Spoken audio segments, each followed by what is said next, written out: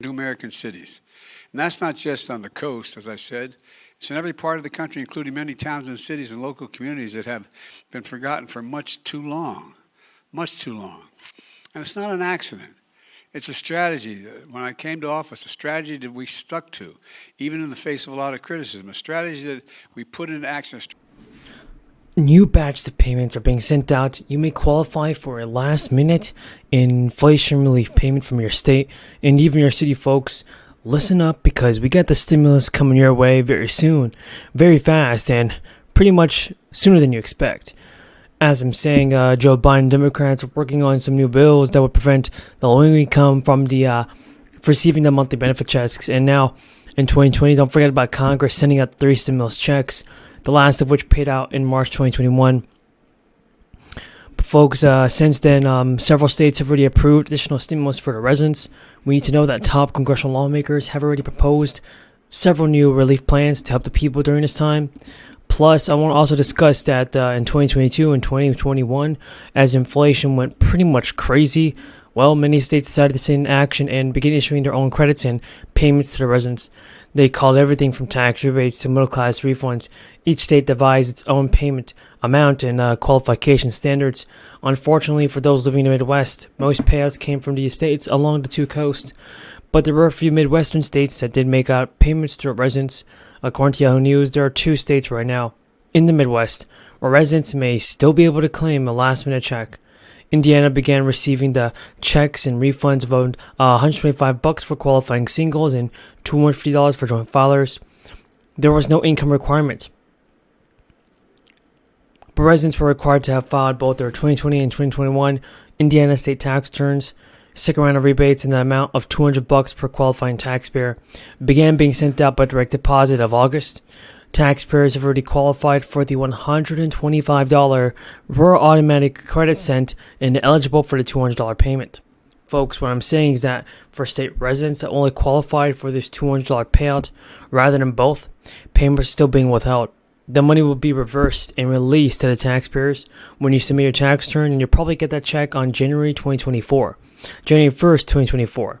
Now, part of the reason for the extra step is that residents who didn't file anything with the IRS, well, you're in pretty much big trouble because, well, House Republicans began their tenure in the majority by passing a bill that would take away the $71 billion that Congress gave the IRS, fulfilling a campaign promise, even though the bill is unlikely to advance even further in the House. So the Democrats have beefed up this IRS over the next decade to help offset the, cost of top health, environmental policies, and everything they passed last year, just to replenish an agency already struggling to provide basic services to taxpayers and ensure that families and fairness is in tax compliance. Well, the money's on top of what Congress already provides to the IRS through the appropriations process, and immediately becoming a magnet for the GOP campaign ads. Now, this bill to rescind the money passed the House on a party line vote from 221 to 210. Democratic-controlled Senate has vowed to ignore it, while shortly before the vote, the nonpartisan Congressional Budget Office projected that rescinding the extra IRS funding would only increase deficits over the coming decade more than $114 billion. This created an awkward moment for Republicans who have been saying that addressing deficits would be one of their top concerns of the majority. Even Charles Reddick, the former commissioner of the IRS, said in a message to the agency that in November, the additional money will help in many areas, not just beefing up tax enforcement. He said the investments will make it even less likely for honest taxpayers to get the IRS letter. And to get the IRS letter, well, don't do it. Yes. We got 10 news about the 4th stimulus check, Social Security benefits, SSI and SSDI, a ton of news that I want you to know, a ton of Social Security benefits, a ton of stimulus increase, and a lot of stimulus news just to talk about. So here we are, here it is. It's official, the big announcement has been made to low income that received the monthly payments. Starting in just a few weeks, you should be getting your stimulus checks pretty fast. What I'm saying, folks, is this. Several changes are coming in 2023, everybody. Several changes are coming in 2023. Just to talk about the stimulus payments. It matters that you're the ones who make sure, as trite as it sounds, that the garbage gets picked up, the potholes gets fixed, the buses you can catch to work and be able to continue to be there on time, and so much more of significant consequence. But those things are consequential.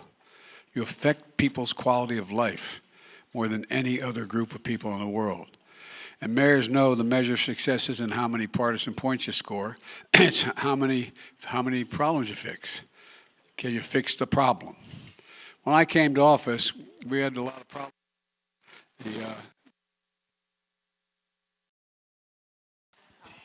Can you hear me? The pandemic was raging, our economy was reeling, but we acted together. Now, 2 years in, it's clearer than ever that our plan's working. We're building the economy from the bottom up and the middle out, not just the top down. Because when we do that, by the way, the wealthy do very, very well. And everybody, the poor, have a shot, and the middle class can have a little breathing room. An economy that benefits that folks in the heartland as well as in our cities and all across America. And, I remember, as I said, my family, I was born in Scranton, Pennsylvania. When Cole died when I was in third grade, we had to move. But I go back to Scranton. Everybody's joke is they're from Scranton. Everybody's from Scranton. But think of all the towns you know, and some of you are mayors of, that they go through school, they want to stay where their family is, where their relatives are, where they know everything, and they have to say, Mom, I got to leave. There's no jobs here.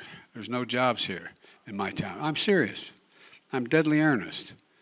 And what we're trying to do is not just rebuild the economy, bring back the pride and the sense of belonging, the sense of I want to stay where I live now, where I'm able to do what I want to do.